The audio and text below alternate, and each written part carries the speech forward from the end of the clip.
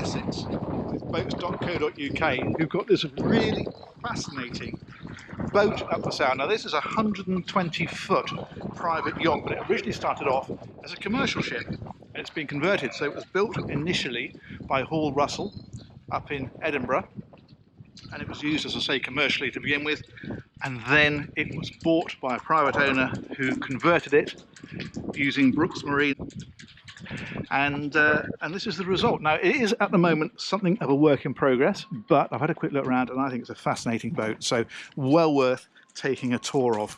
And we step on just here, look how low this is here, you can step right across, rather than have to climb upon it, and when you get on, it's proper little ship stuff. In fact, it's not even a little ship, it is just a ship. So we're going to head on in and I'll give you the full tour of what's been done to this boat. So we access through here, and you can see as soon as we get inside, the whole vibe of the boat changes. We'll head to the back first and then we'll work our way forward. So we head down this passageway, and right at the back is the saloon area. Now this has been done very much in a sort of gentleman's club style. So you've got a big dining area, you've got the portholes all the way around, there's a bar over on this side, and then the lounge is this bit here. And then back behind that you've got sliding doors, and that takes you back out onto the aft deck with this big overhang for shade. So that's the living bit just there. Go back in through here.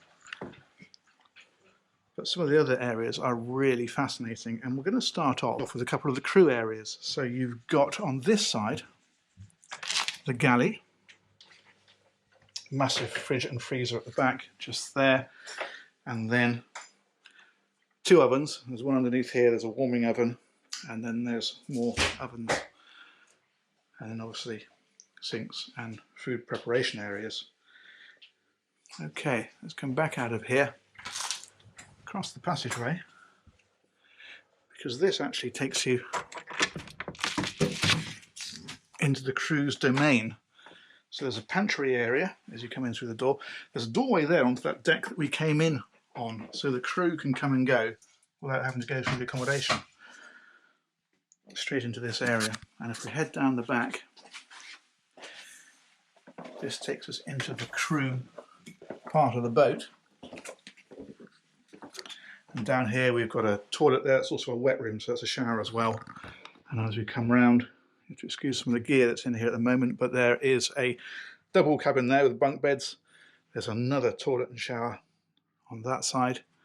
And as we head on back, this again, a twin cabin with some seating area. So that's 4. And then there's the mess area. And back here, full of gear at the moment, but 2 more in there. So there's room for 6 crew down here. And a decent mess area. You can feel we're in the back of the boat because you can see the way that it curves around. Okay, let's come out of here. I'm going to show you the engine space and then we'll go and look at the guest accommodation. So back out through here and up the steps back into the pantry area.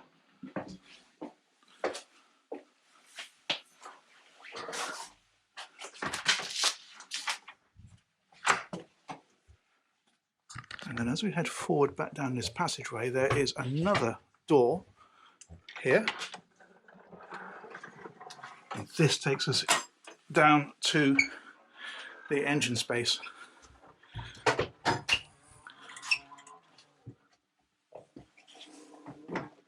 Okay, you really get a feel for the commercial roots of this boat when you come down here. So I'm going to go down here backwards.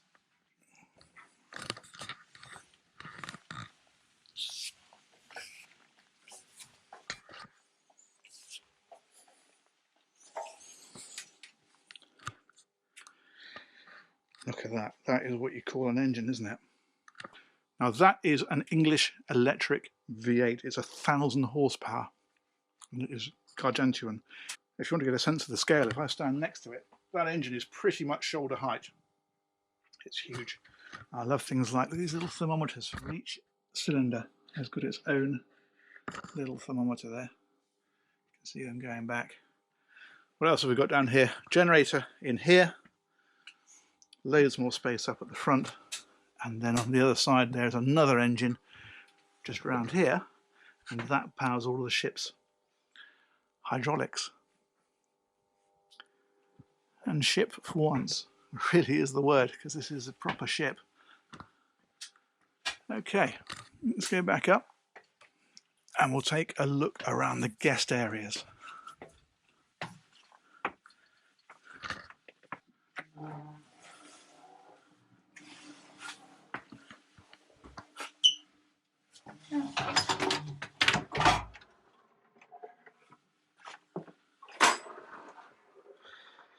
Okay, so as we head forward, so this is the owner's area up through here. So the owner gets a little private saloon, and then ahead of that, in behind here is the TV, world's last CRT TV, I suspect. And then his or her cabin is right at the front of the boat.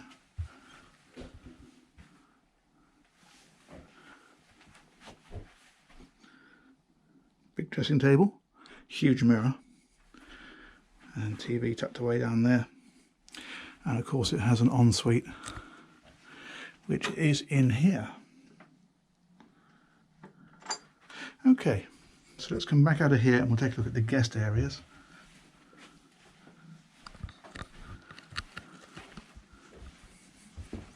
So they are down this stairway.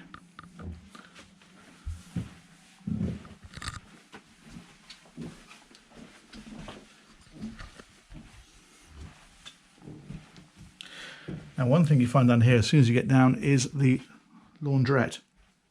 So there's a washer dryer on the lower one, and then the one above is just a dryer.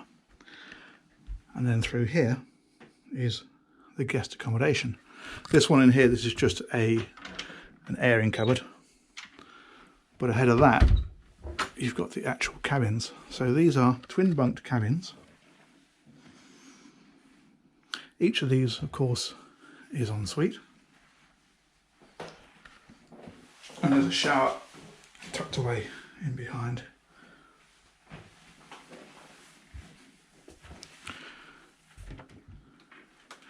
Wardrobes hidden away in here. And then that's mirrored opposite. Now this one is the same, except of course it's got a double bed in it rather than the two singles. But of course the ensuite again is hidden in there with a shower just behind the door. Okay, head on forward again.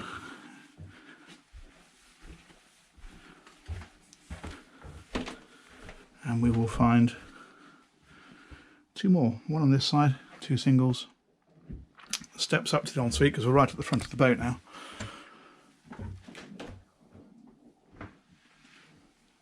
And then a similar kind of thing opposite. Ensuite in the front, just like so.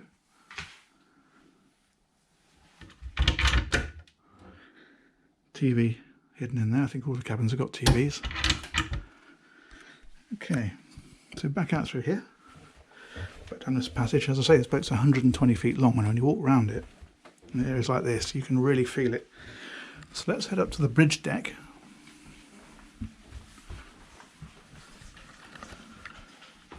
Now, that is up this staircase.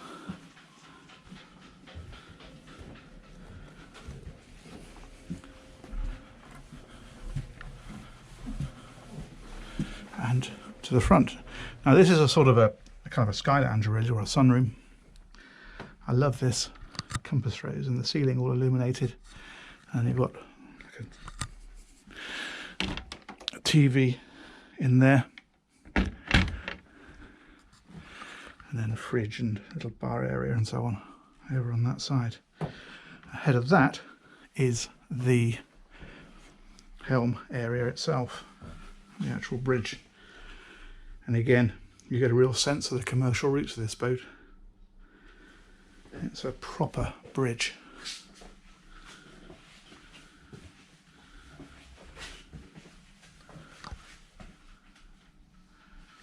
Okay. So let's head on to the outside and I'll show you what that looks like. So if we go out through here, back through this sunroom. One area I missed is back here. I knew there was something else. This is another crew cabin for the captain. That backrest, or sorry, that bed on the far side lifts up to make a backrest. This one slides away, so you can have this as a lounge area or a sleeping area. And in fact, it's at a quality where you can use this as another guest cabin if you want to. Of course, it has the ensuite tucked in behind. Okay, now let's head outside.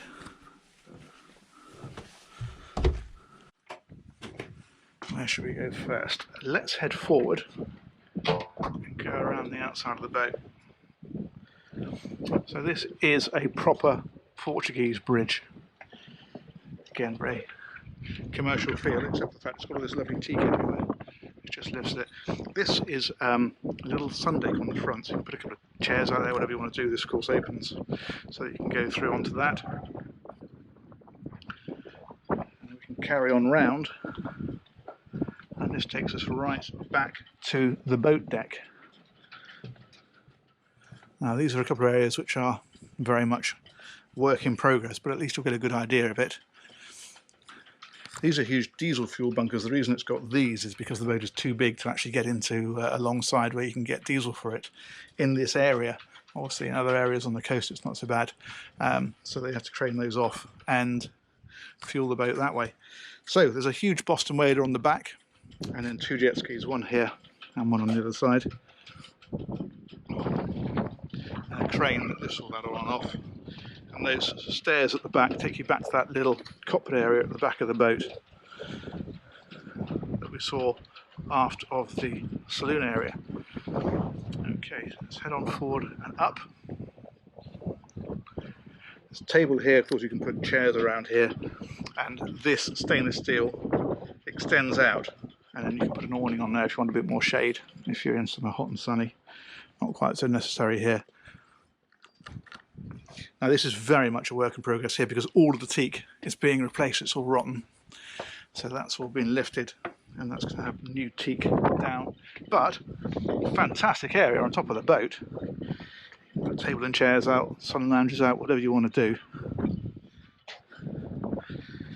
And then ahead of that is this area with seating all the way around. This of course is for a bimini top, so again if you're somewhere really hot you can put a cover over that and shade this area. And then right in the front you've got fridges and that kind of thing, so that you can cater up here. And of course from the very front is a view out over the bow. Okay, let's head back through here. As I say, not looking the most attractive at the moment, but when it's done I'm sure it'll be fantastic. Let's go back down here and we will head round the boat and take a quick tour at deck level, and that I think will take us back to where we started. So the pantry area in here. More steps down.